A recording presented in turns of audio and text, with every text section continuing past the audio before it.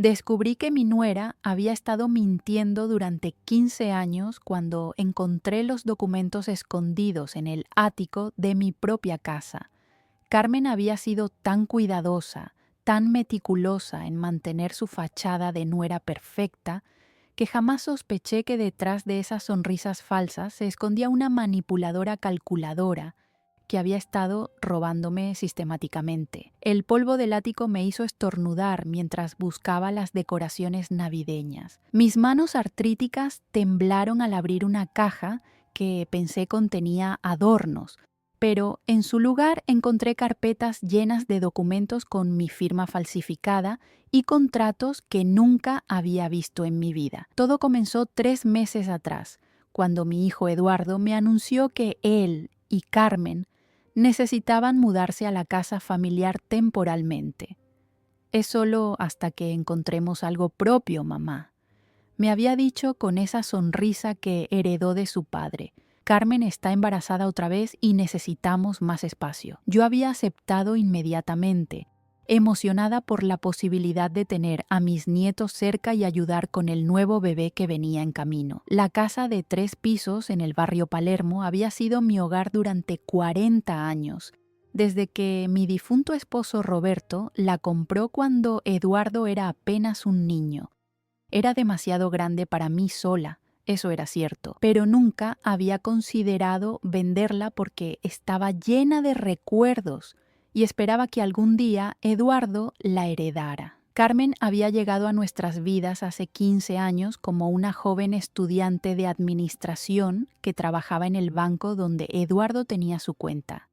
Recuerdo perfectamente el día que me la presentó, una chica menuda, de cabello castaño perfectamente peinado y ojos verdes que parecían analizar cada detalle de mi casa cuando entró por primera vez.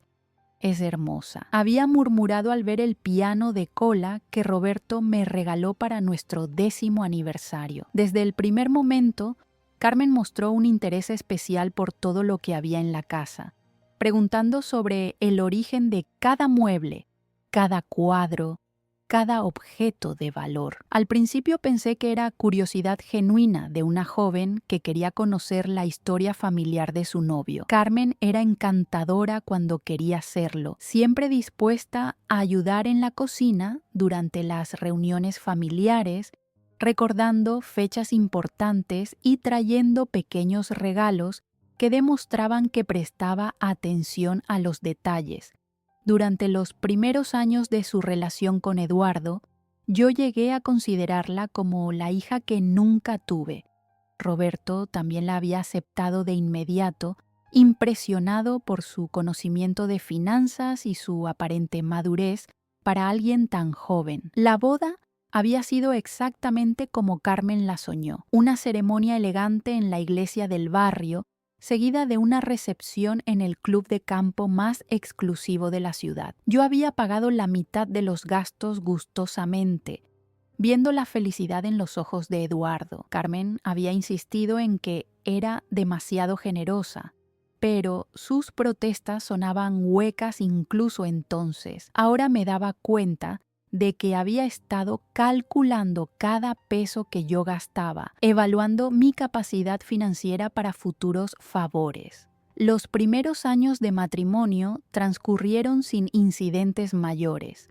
Carmen trabajaba en el banco hasta altas horas y Eduardo había conseguido un puesto gerencial en una empresa de exportaciones.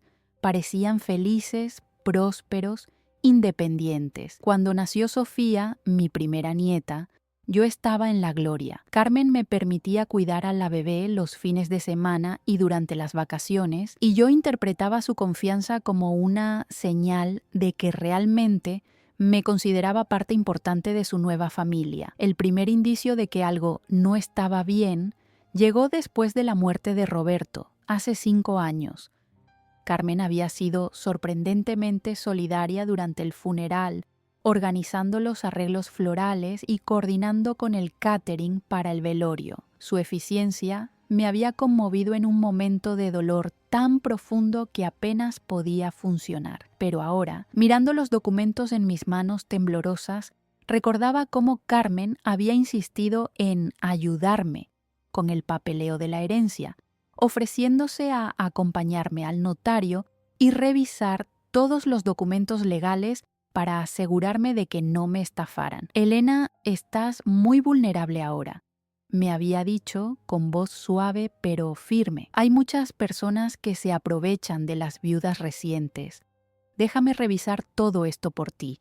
Eduardo y yo solo queremos protegerte. Y yo, devastada por la pérdida del hombre que había sido mi compañero durante 35 años, había aceptado su ayuda sin cuestionar nada. Carmen había estado presente en cada reunión con el abogado, tomando notas meticulosas y haciendo preguntas que yo era incapaz de formular en mi estado de duelo. Los años siguientes habían transcurrido en una rutina cómoda. Eduardo y Carmen vivían en su propio departamento a 10 cuadras de distancia, lo suficientemente cerca para visitarme regularmente, pero manteniendo su independencia. Los domingos se habían convertido en tradición. Almorzaban conmigo después de misa, y luego Eduardo cortaba el césped mientras Carmen y yo preparábamos la merienda. Sofía corría por el jardín, llenando la casa de risas que habían estado ausentes desde la muerte de Roberto. Cuando Carmen quedó embarazada por segunda vez el año pasado, yo había sido la primera en saberlo. Queremos que sea una sorpresa hasta que sepamos el sexo. Me había confiado, abrazándome en la cocina mientras Eduardo jugaba con Sofía en el jardín, pero necesitaba contárselo a alguien. Y usted es como una madre para mí. Sus palabras me habían llegado al corazón. Después de años de sentirme inútil y sola, tener una familia joven que me necesitaba había renovado mi propósito en la vida. La propuesta de mudarse temporalmente había surgido cuando Carmen estaba en su 6º mes de embarazo. El departamento es demasiado pequeño para 2 niños, había explicado Eduardo durante uno de nuestros almuerzos dominicales. Y con el bebé llegando, Carmen necesita ayuda. Tú tienes tantas habitaciones vacías aquí arriba. Había dejado la frase inconclusa, pero la implicación era clara. Yo tenía espacio que ellos necesitaban, y ellos tenían la energía juvenil que mi casa vacía necesitaba. Por supuesto, había respondido inmediatamente. Esta casa es de la familia. Siempre ha sido de la familia. Carmen había sonreído, pero había algo en sus ojos que no logré descifrar en ese momento. Una satisfacción que iba más allá del alivio por haber resuelto su problema de vivienda. La mudanza había sido rápida y eficiente. Carmen tenía una lista detallada de qué necesitaban y dónde colocar cada cosa. Había sugerido que yo me mudara al dormitorio más pequeño del primer piso, para que no tengas que subir las escaleras cuando el bebé nazca y la casa esté más agitada. Su lógica había sonado razonable, especialmente considerando mis problemas de rodillas que se habían agravado con la edad. Durante las primeras semanas de convivencia, todo había funcionado sorprendentemente bien. Carmen se encargaba de las compras y la mayoría de la cocina, insistiendo en que yo debía descansar más. Eduardo llegaba del trabajo e inmediatamente se ponía a jugar con Sofía, llenando la casa con sonidos de una familia joven y feliz. Yo me sentía útil ayudando con las tareas domésticas menores y cuidando a Sofía cuando Carmen tenía citas médicas. Pero lentamente, casi imperceptiblemente, comenzaron los cambios. Carmen empezó a reorganizar los muebles del living para que haya más espacio cuando el bebé empiece a gatear. Movió algunos de mis objetos personales a lugares más seguros donde Sofía no pudiera alcanzarlos. Cuando protesté suavemente, Eduardo intervino con su sonrisa pacificadora. «Mamá, Carmen tiene experiencia con niños pequeños. Sigamos sus consejos por ahora». El segundo cambio fue más sutil. Carmen comenzó a manejar el correo, ofreciéndose a organizarlo para que no te abrumes con las facturas. Yo había aceptado gustosamente, ya que lidiar con el papeleo me resultaba cada vez más tedioso, pero ahora me daba cuenta de que había entregado el control de toda mi correspondencia sin pensarlo 2 veces. El tercer mes de convivencia, Carmen dio a luz a Mateo, un bebé saludable que llenó la casa de llantos nocturnos y una actividad frenética que yo no había experimentado en décadas. Durante las primeras semanas después del parto, me sentí verdaderamente necesaria. Ayudaba con las comidas, cuidaba a Sofía mientras Carmen amamantaba al bebé y me encargaba de las tareas domésticas que ella no podía manejar en su estado de recuperación. Fue durante esa época que comencé a notar las llamadas telefónicas susurradas.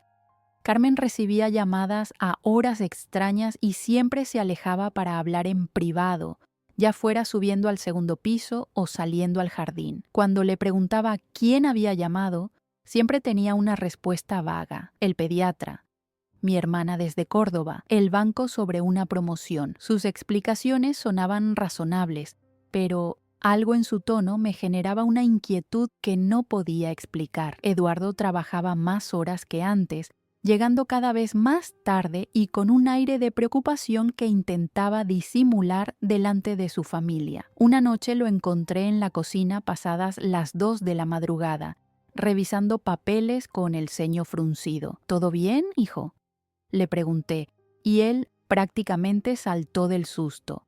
Sí, mamá, solo. Trabajo. Muchos números que revisar. Había guardado los papeles rápidamente y me había dado un beso en la frente antes de subir a su habitación, pero no antes de que yo alcanzara a ver el encabezado de uno de los documentos, algo sobre propiedades e inversiones. La semana siguiente, mientras Carmen estaba en el médico con Mateo y Eduardo en el trabajo, decidí revisar el correo que se había acumulado en el escritorio del estudio. Entre las facturas usuales encontré una carta del banco que me llamó la atención. Estaba dirigida a mí, pero había sido abierta. Adentro había un estado de cuenta de una cuenta que no recordaba haber abierto, con movimientos que no reconocía. Cuando Carmen regresó, le pregunté sobre la carta. Su explicación fue rápida y segura. Ah, esa es la cuenta que abrimos para manejar los gastos de la casa más fácilmente. ¿Recuerda que firmó los papeles hace unos meses? Era para simplificar las finanzas familiares ahora que vivimos todos juntos. No recordaba haber firmado nada relacionado con una nueva cuenta bancaria, pero mis recuerdos de los últimos meses estaban borrosos debido al estrés y la actividad constante de la casa. Carmen parecía tan segura, tan organizada con todos los aspectos de nuestras finanzas domésticas, que decidí confiar en su versión. Pero la inquietud persistía. Comencé a prestar más atención a las conversaciones entre Eduardo y Carmen, especialmente las que tenían lugar después de que yo me hubiera retirado a mi habitación por las noches. Sus voces llegaban apagadas a través de las paredes, pero ocasionalmente captaba fragmentos que me perturbaban. El notario dijo que, cuando tenga la escritura, ella nunca va a sospechar. Una tarde de lluvia, mientras organizaba el armario de mi antigua habitación, que ahora usaba Carmen como vestidor, encontré una carpeta escondida detrás de una pila de ropa de maternidad. Adentro había fotocopias de documentos legales, algunos con mi firma, otros con firmas que no reconocía pero que supuestamente eran mías. Había contratos de préstamos, autorizaciones bancarias y algo que parecía ser un poder legal que me daba escalofríos. Mi corazón comenzó a latir tan fuerte que temí desmayarme. Con manos temblorosas tomé los documentos y los escondí en mi habitación, esperando a que la casa estuviera tranquila para examinarlos con cuidado. Esa noche, después de que todos se hubieran acostado, estudié cada página bajo la luz de mi lámpara de lectura. Los documentos revelaban una serie de transacciones financieras que se habían realizado en mi nombre durante los últimos 3 años, desde poco después de la muerte de Roberto. Había préstamos tomados contra el valor de mi casa, transferencias de dinero a cuentas que no reconocía y cambios en la beneficiaria de mis pólizas de seguro de vida. Pero lo más alarmante era un documento fechado apenas 2 meses atrás, una escritura que transfería la propiedad de mi casa a una sociedad anónima de la cual Eduardo y Carmen eran los únicos socios. Según los papeles, yo había vendido mi casa por una suma ridículamente baja y había aceptado quedarme como inquilina de por vida, pagando un alquiler simbólico. La firma en el documento se parecía a la mía, pero había detalles que no coincidían con mi forma natural de escribir. Pasé el resto de la noche despierta, tratando de procesar la magnitud de lo que había descubierto. Carmen no solo había estado robándome sistemáticamente, había conseguido que Eduardo participara en el engaño.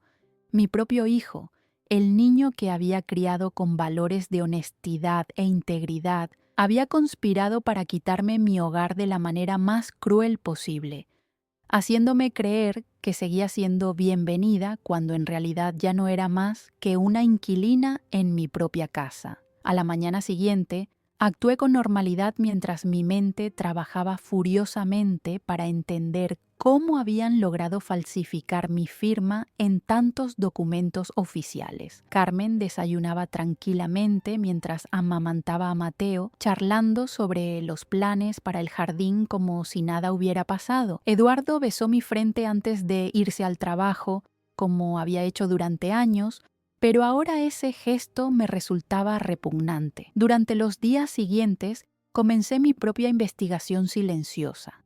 Cuando Carmen salía con los niños, revisaba sus papeles personales buscando más evidencia. Cuando Eduardo estaba en el trabajo, examinaba su escritorio en busca de pistas sobre cómo habían ejecutado su plan. Encontré números de teléfono de abogados que no conocía, cotizaciones de tasadores de propiedades y, lo más revelador, un plan detallado escrito en la letra de Carmen sobre la transición gradual de la propiedad. El plan era meticuloso y se extendía varios años hacia el futuro.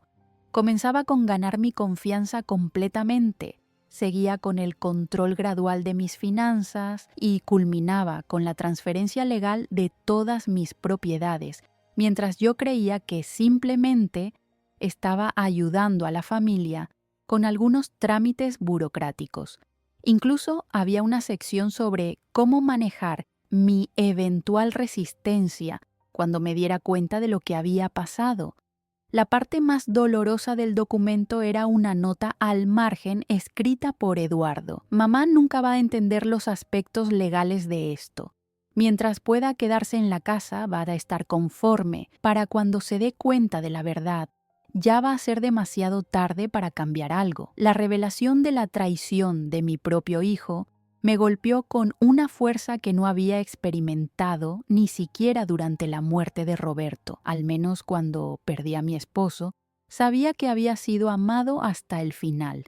Pero esto era diferente. Esto era la comprensión de que durante años había estado viviendo una mentira cuidadosamente construida por las dos personas en las que más confiaba en el mundo. Durante las siguientes semanas mantuve una fachada de normalidad mientras internamente mi mundo se desmoronaba y se reconstruía en algo más duro, más calculado. Observaba a Carmen con nuevos ojos, notando detalles que antes había pasado por alto, la forma en que sus ojos se iluminaban cuando hablaba por teléfono con sus contactos del banco, cómo se las arreglaba para estar presente cada vez que llegaba algún documento importante por correo, la manera sutil en que me apartaba de las decisiones financieras importantes con excusas sobre mi edad avanzada y la necesidad de no preocuparme por esas cosas complicadas. Eduardo era más difícil de leer porque había perfeccionado el arte de la culpa filial. Me traía flores los viernes, me preguntaba sobre mi salud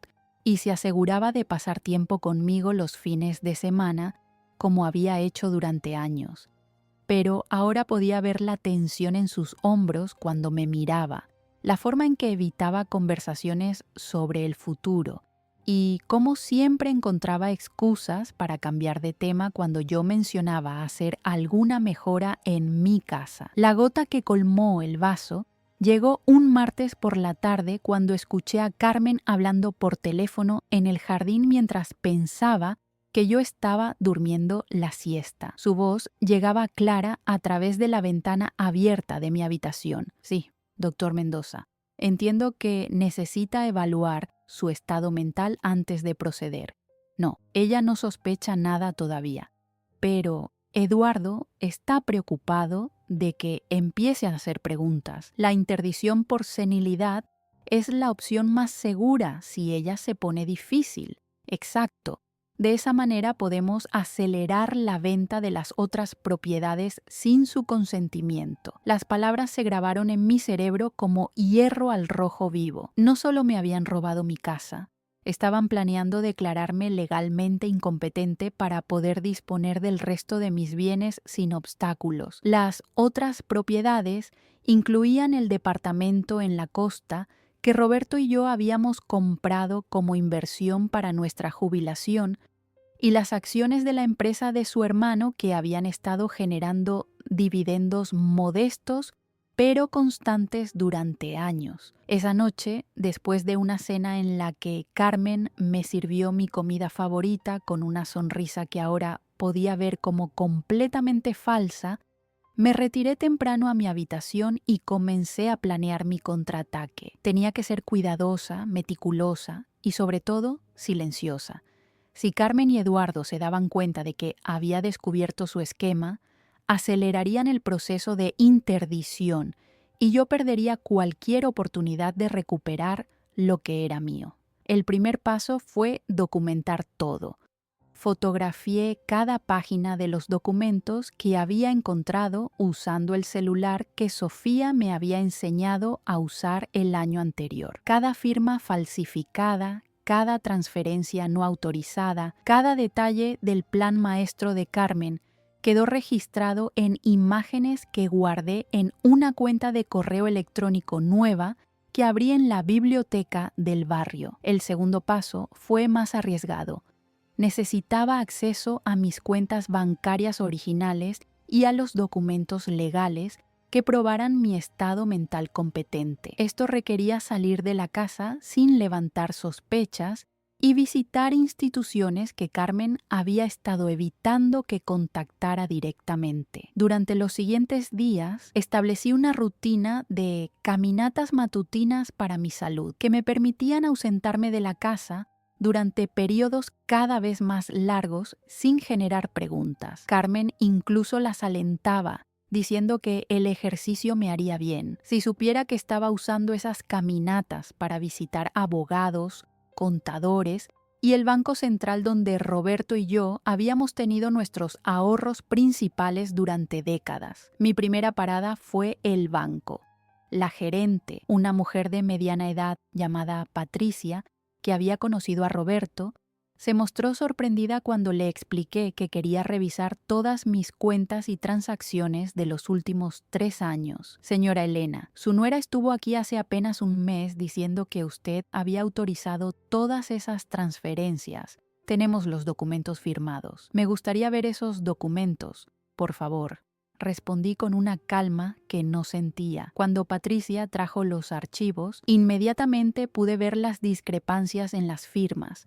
Roberto me había enseñado años atrás a notar los detalles en mi propia escritura después de que un estafador había intentado falsificar un cheque nuestro. Las falsificaciones eran buenas, pero no perfectas.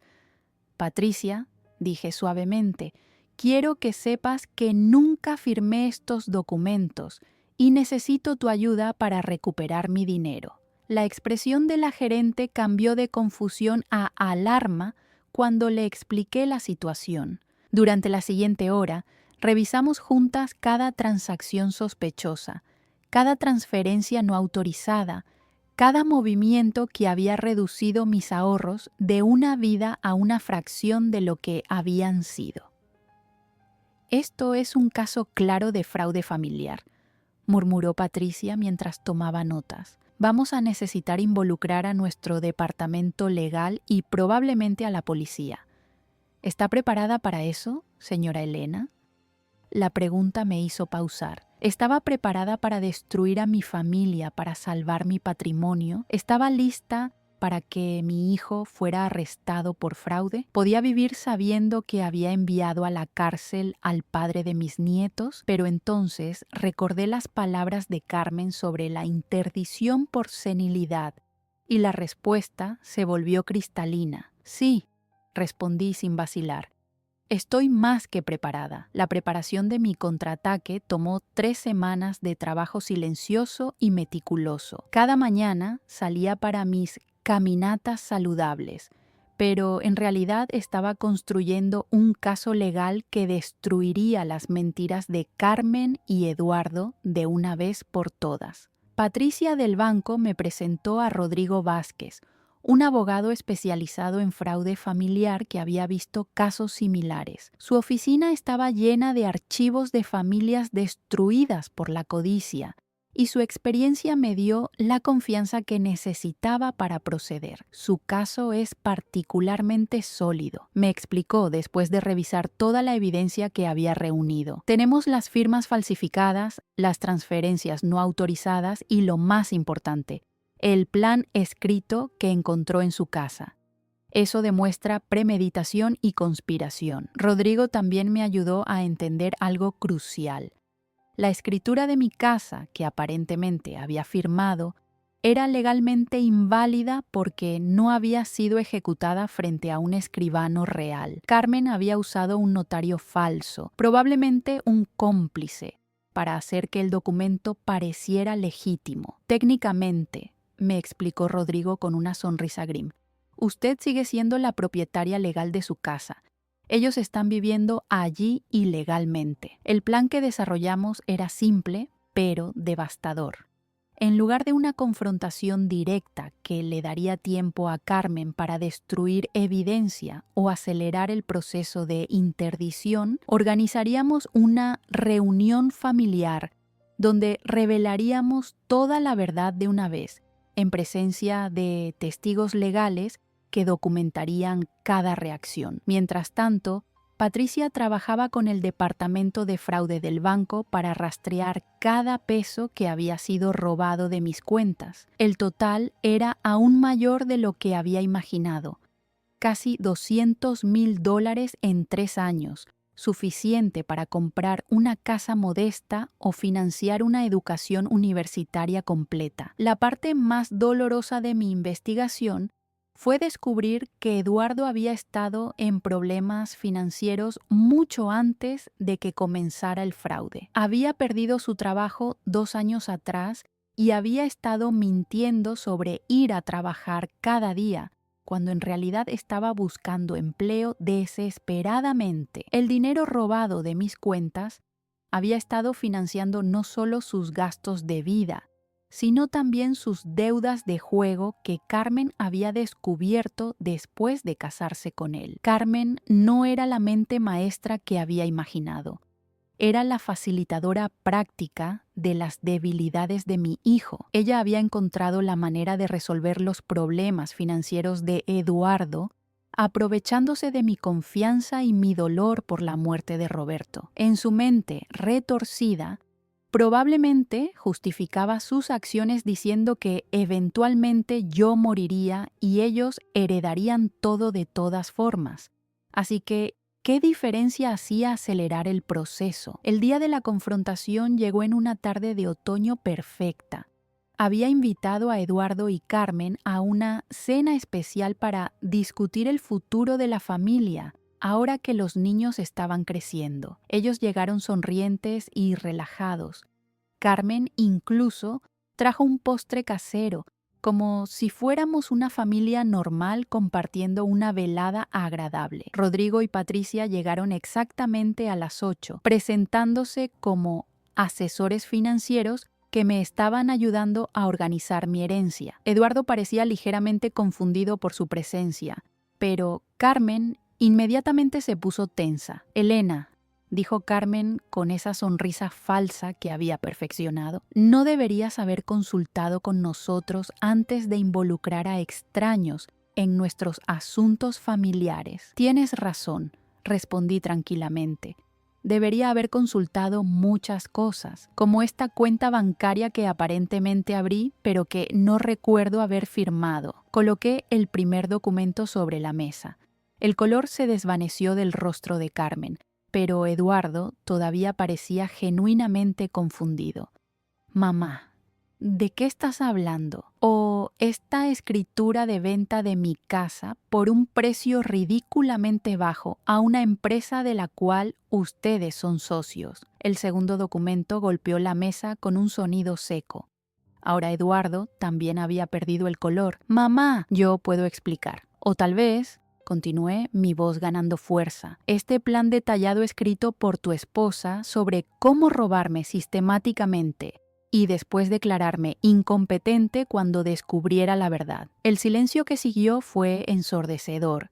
Carmen miraba alternadamente los documentos y las caras de nuestros testigos legales, calculando rápidamente si había alguna manera de escapar de la trampa que se cerraba a su alrededor. Eduardo, por otro lado, simplemente se derrumbó. Sus hombros se hundieron y sus manos comenzaron a temblar mientras la realidad de la situación se establecía completamente. Mamá, susurró, yo nunca quise que llegara tan lejos. Al principio solo iba a ser un préstamo temporal. ¿Un préstamo de casi $200,000? Interrumpió Patricia consultando sus notas. Un préstamo que incluía falsificar documentos legales y planear una interdición por senilidad. Carmen finalmente encontró su voz, pero ya no era la nuera dulce y servicial que había conocido durante 15 años. Elena, tú no entiendes las presiones financieras que hemos estado enfrentando. Eduardo perdió su trabajo, tenemos 2 niños que mantener y tú tienes más dinero del que podrías gastar en lo que te queda de vida. ¿Entonces decidieron que podían robármelo? Pregunté, mi voz cortando su explicación como un cuchillo. ¡No es robo!, gritó Carmen, perdiendo completamente la compostura. Es una herencia anticipada. Todo iba a ser de Eduardo de todas formas. Rodrigo se inclinó hacia adelante. Señora Carmen, falsificar documentos legales y transferir propiedades sin consentimiento es fraude, sin importar cómo quiera justificarlo. Y planear una interdición falsa para acelerar el proceso es un delito grave adicional. Eduardo finalmente levantó la cabeza, lágrimas corriendo por sus mejillas. Mamá, por favor, piensa en Sofía y Mateo. Piensa en lo que esto va a hacerle a la familia. Yo pensé en la familia durante 15 años, respondí, mi corazón partiéndose, pero mi resolución manteniéndose firme. Pensé en ustedes cuando les di dinero para la boda, cuando los ayudé con el pago inicial de su departamento, cuando abrí mi casa cuando necesitaban espacio. Ustedes pensaron en la familia cuando planearon robarme y declararme demente. El proceso legal que siguió fue tan despiadado como Rodrigo había prometido. Con toda la evidencia documentada y los testigos necesarios, el caso contra Eduardo y Carmen era prácticamente imposible de defender. Eduardo, aconsejado por su propio abogado, aceptó un acuerdo que incluía la devolución completa de todo el dinero robado, más intereses y penalidades. También firmó una confesión completa de su participación en el fraude, lo que ayudaría en el caso contra Carmen.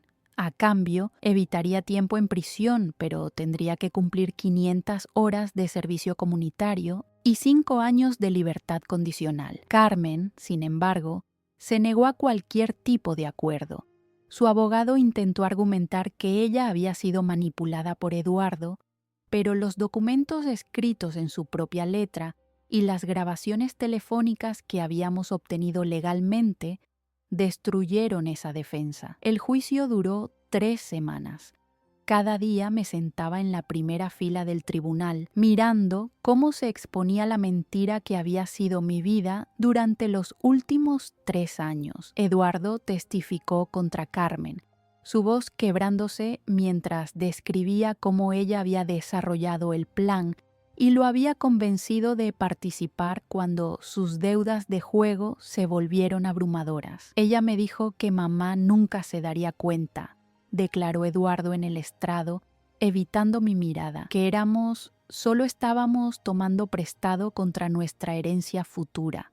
Cuando traté de detenerlo, ella me recordó cuánto debía a los prestamistas y que si no seguíamos adelante, perderíamos todo de todas formas. Carmen, por el contrario, mantuvo su compostura hasta el final. En su testimonio, intentó retratarse como una esposa devota que solo quería proteger a su familia de la ruina financiera. Su actuación podría haber sido convincente si no fuera por la abrumadora evidencia física en su contra. El momento más doloroso llegó cuando Rodrigo me llamó a testificar. Tuve que describir en detalle cómo había confiado completamente en Carmen, cómo había permitido que manejara mis finanzas porque la consideraba una hija y cómo había descubierto la traición que había estado ocurriendo bajo mi propio techo. Señora Elena, preguntó el fiscal, ¿en algún momento sospechó que su nuera estaba abusando de su confianza? No, admití, mi voz apenas un susurro.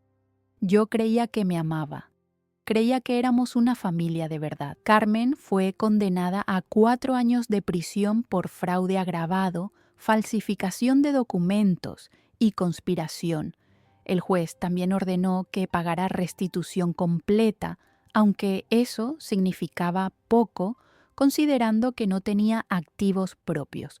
Pero la verdadera devastación llegó después, cuando tuve que enfrentar las consecuencias de mis acciones en lo que quedaba de mi familia. Eduardo perdió la custodia temporal de sus hijos mientras Carmen estaba en prisión. Sofía y Mateo fueron enviados a vivir con la hermana de Carmen en Córdoba, a 500 kilómetros de distancia. Eduardo podía visitarlos los fines de semana, pero la distancia y sus problemas legales limitaban severamente su tiempo con ellos. La primera vez que Eduardo vino a visitarme después del juicio, era un hombre completamente diferente. Había perdido peso, tenía ojeras profundas y se movía como si llevara el peso del mundo en sus hombros. «Mamá», me dijo, sentándose en el mismo sofá donde habíamos compartido tantas tardes felices, «sé que no tengo derecho a pedirte nada, pero mis hijos, ellos no entienden por qué su papá no puede vivir con ellos. Sofía me pregunta cuándo va a volver la abuela Elena, y yo no sé qué decirle. Su dolor era real, pero también lo era el mío. Eduardo, durante 3 años ustedes planearon robarme todo lo que tu padre y yo habíamos construido juntos. Durante 3 años, mientras yo los ayudaba con amor y generosidad, ustedes me veían como una víctima conveniente. ¿Cómo se supone que debo sentirme ahora? No lo sé», admitió, lágrimas cayendo libremente. «Solo sé que he perdido todo. Mi esposa, mis hijos, mi relación contigo, mi respeto propio, y todo por dinero que ni siquiera disfruté porque se fue inmediatamente a pagar deudas». Durante los meses siguientes, Eduardo intentó reconstruir su vida. Encontró trabajo en una empresa de logística, ganando mucho menos de lo que había pretendido ganar en su trabajo anterior. Pero era honesto. También comenzó terapia para su adicción al juego, finalmente enfrentando el problema que había iniciado toda la cadena de eventos. Lentamente, muy lentamente, comenzamos a reconstruir algún tipo de relación. No era la relación madre-hijo que habíamos tenido antes. Demasiado había sido roto para eso. Pero era algo nuevo, basado en honestidad completa en lugar de en las suposiciones familiares que habían permitido que ocurriera el fraude. «Mamá», me dijo Eduardo durante una de nuestras reuniones mensuales cuidadosamente supervisadas, «quiero que sepas que entiendo por qué hiciste lo que hiciste. No me gustó enfrentar las consecuencias, pero las merecía. Carmen y yo te robamos más que dinero. Te robamos tu paz, tu confianza, tu hogar. Nunca podré compensar eso completamente. Un año después del juicio, recibí una carta inesperada. Era de Carmen, escribiendo desde la prisión. Elena, decía la carta, sé que no tengo derecho a pedirte perdón, pero necesito que sepas que me doy cuenta de lo que hice. En terapia aquí, finalmente estoy enfrentando la verdad sobre mí misma. Yo no te robé porque necesitáramos el dinero desesperadamente. Te robé porque vi una oportunidad y decidí tomarla. Vi tu generosidad y tu confianza como debilidades que podía explotar. Eso dice algo terrible sobre la persona que era, y estoy trabajando para convertirme en alguien diferente. No espero perdón, pero quería que supieras que finalmente entiendo el daño que causé. No respondí la carta inmediatamente. La guardé en mi escritorio durante semanas, leyéndola ocasionalmente, tratando de decidir si las palabras de Carmen representaban un cambio genuino o solo otra manipulación. 3 años han pasado desde que descubrí la traición que casi me costó todo lo que Roberto y yo habíamos construido juntos. La casa está tranquila ahora, llena solo de mis propios sonidos y de los recuerdos que elijo conservar. Eduardo viene a visitarme cada 15 días. Nuestras conversaciones son cuidadosas, respetuosas, pero también auténticas de una manera que nunca habían sido antes. Él entiende que perdió el derecho a mis confidencias automáticas y a mi apoyo incondicional. Ahora tiene que ganarse cada pequeña muestra de confianza que le doy. Sofía, que ahora tiene 8 años, me llama por teléfono una vez por semana. Su voz es más madura de lo que debería ser para su edad, marcada por los cambios drásticos que su familia ha experimentado. Abuela Elena, me preguntó hace un mes, ¿mamá Carmen va a volver alguna vez a casa? No lo sé, mi amor, le respondí honestamente, pero papá está trabajando muy duro para ser el mejor papá que puede ser para ti y Mateo. Carmen fue liberada de prisión hace 6 meses. No intentó contactarme directamente, pero supe por Eduardo que estaba viviendo en una casa de transición en Buenos Aires, trabajando en un centro de llamadas y asistiendo a terapia grupal para víctimas de adicción al juego y sus familias. Aparentemente, había tomado la decisión de divorciarse de Eduardo antes de su liberación, sintiendo que ambos necesitaban la oportunidad de reconstruir sus vidas independientemente. Ella dice que no quiere arrastrarte de vuelta a su toxicidad, me explicó Eduardo durante una de nuestras cenas mensuales. Creo que finalmente entiende el daño que nos hizo a todos. El proceso de recuperar mi dinero robado tomó casi 2 años, pero Patricia y su equipo legal lograron rastrear y recuperar la mayoría de los fondos. Algunos nunca serán recuperables porque fueron gastados en gastos de vida y deudas de juego, pero tengo suficiente para vivir cómodamente el resto de mis días.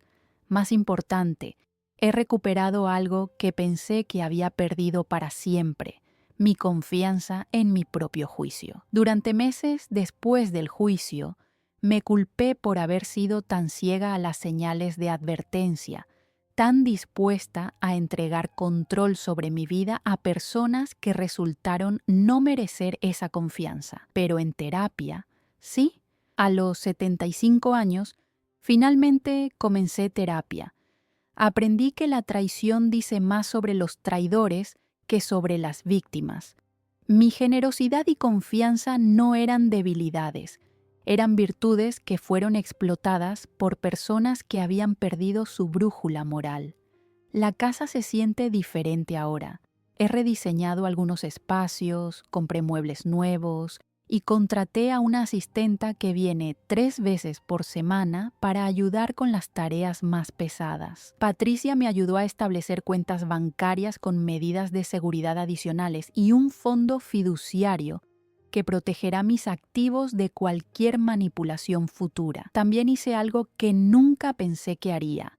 Redacté un testamento completamente nuevo con provisiones muy específicas. Eduardo sigue siendo mi heredero, pero ahora con condiciones estrictas que incluyen supervisión legal y liberación gradual de fondos basada en su comportamiento y estabilidad financiera. Si alguna vez vuelve a apostar o a mostrar signos de comportamiento financiero irresponsable, los fondos van automáticamente a una fundación benéfica. ¿No te parece demasiado duro?, me preguntó Rodrigo cuando discutimos las condiciones del testamento. ¿Es realista?, respondí. Eduardo perdió el derecho a mi confianza ciega.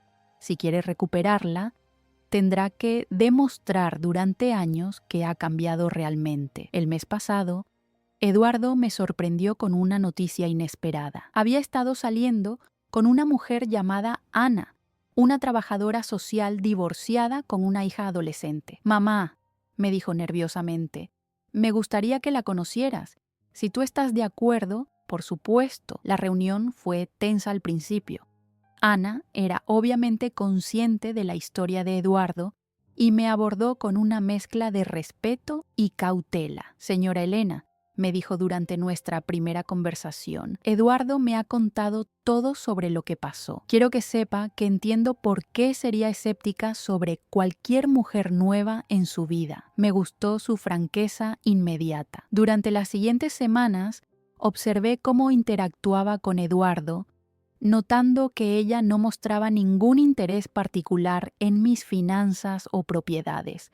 De hecho, cuando Eduardo mencionó casualmente que yo tenía una casa grande, Ana simplemente asintió y cambió el tema a algo más personal. «Ella es diferente», me confesó Eduardo después de que Ana se fuera de una de nuestras cenas familiares. «No me pregunta sobre dinero, no hace planes sobre el futuro que incluyan tus activos. Solo le gusto por quien soy ahora, incluidos mis errores y mi trabajo para superarlos. Sofía y Mateo han comenzado a visitarme nuevamente, aunque solo cuando Eduardo puede traerlos desde Córdoba para fines de semana largos. Mateo, que ahora tiene 4 años, no recuerda mucho de los tiempos cuando vivíamos todos juntos, pero Sofía claramente guarda recuerdos confusos de esa época. «Abuela», me preguntó durante su última visita, «¿por qué mamá Carmen no puede venir a visitarte también?». Es una pregunta complicada para explicar a una niña de 8 años. A veces los adultos toman decisiones que lastiman a otras personas, le dije cuidadosamente. Mamá Carmen tomó decisiones que me lastimaron mucho y ahora necesitamos tiempo para sanar. «¿Pero tú la perdonas?», insistió Sofía con esa claridad brutal que solo los niños poseen. Me tomé un momento largo para considerar mi respuesta. «Estoy aprendiendo a perdonar», le dije finalmente. «Pero perdonar no significa olvidar o pretender que las cosas malas no pasaron. Significa que no dejo que la rabia me controle, pero también significa que soy más cuidadosa sobre en quién confío». La verdad es que el perdón ha sido el proceso más difícil de todo este ordeal. Es fácil perdonar errores o malentendidos, pero es infinitamente más difícil perdonar traición calculada que se extendió durante años. Algunos días logro sentir compasión por Carmen y Eduardo, entendiendo que sus acciones surgieron de desesperación y malas decisiones. Otros días, la rabia todavía me consume cuando pienso en cómo planearon aprovecharse de mi dolor por la muerte de Roberto. Pero lo que he aprendido es que el perdón no es algo que haces por la otra persona, es algo que haces por ti mismo. Llevar esa rabia constantemente era como cargar piedras en mi corazón. Soltarla gradualmente me ha dado una paz que no había sentido en años. Patricia se ha convertido en una amiga, además de mi asesora financiera. Ella y su esposo me invitan ocasionalmente a cenar y hemos desarrollado una amistad basada en respeto mutuo y experiencias compartidas. «Elena», me dijo hace unas semanas, «admiro cómo manejaste toda esta situación. Muchas personas en tu posición habrían permitido que el miedo o la culpa las paralizaran». «No tuve opción», le respondí. Era defender mi dignidad o permitir que me convirtieran en una víctima permanente. Ahora, a los 78 años, vivo una vida que es completamente mía. Tomo mis propias decisiones, manejo mis propias finanzas con supervisión profesional apropiada y he aprendido a distinguir entre amor genuino y manipulación disfrazada de cariño. El jardín que Roberto plantó hace décadas sigue floreciendo cada primavera. Este año contraté a un jardinero joven para ayudar con el mantenimiento más pesado, pero todavía paso las mañanas entre las flores, recordando tiempos más simples, pero también apreciando la claridad que la adversidad me ha traído. Eduardo está construyendo lentamente una nueva vida basada en honestidad y trabajo duro. Carmen está aparentemente haciendo lo mismo en Buenos Aires. Mis nietos están creciendo en un ambiente más estable con la hermana de Carmen, quien resultó ser una mujer responsable y cariñosa que no tenía idea de lo que su hermana había estado haciendo. Y yo sigo aquí, en la casa que estuve a punto de perder, rodeada de los recuerdos que elijo conservar y protegida por la sabiduría que solo viene de haber enfrentado la traición y haber sobrevivido más fuerte. La carta de Carmen sigue en mi escritorio, junto con una respuesta que escribí pero nunca envié. En ella, le agradezco por su honestidad tardía, pero le explico que el perdón real tomará tiempo, posiblemente más tiempo del que cualquiera de nosotras tiene. Algún día tal vez la envíe, o tal vez no. Esa decisión también es mía, y después de años de que otros tomaran decisiones sobre mi vida, valoro tremendamente ese control. Esta casa ha visto amor, traición, dolor y finalmente una especie de paz. Las paredes han sido testigos de mi matrimonio feliz con Roberto, del crecimiento de Eduardo desde niño hasta hombre, de la alegría de recibir a Carmen en la familia y del devastador descubrimiento de su traición. Ahora son testigos de mi reconstrucción, de mi nueva comprensión de mi propia fuerza y de mi determinación de vivir mis años restantes en mis propios términos. Algunas noches, cuando la casa está especialmente silenciosa, casi puedo escuchar la voz de Roberto susurrando su aprobación. Él habría estado orgulloso de cómo defendí lo que construimos juntos.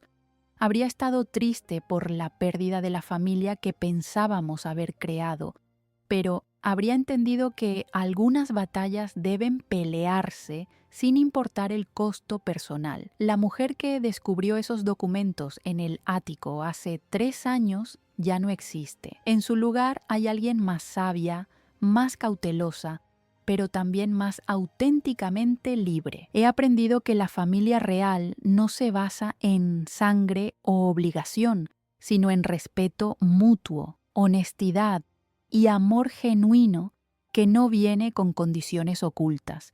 Y por primera vez en años, cuando me miro en el espejo cada mañana, reconozco completamente a la mujer que me devuelve la mirada. Hay historias que no son solo historias, son espejos de la vida. Si esta te conmovió, ayúdanos a seguir contando otras que también merecen ser escuchadas. Muchas gracias y que tengas un excelente día.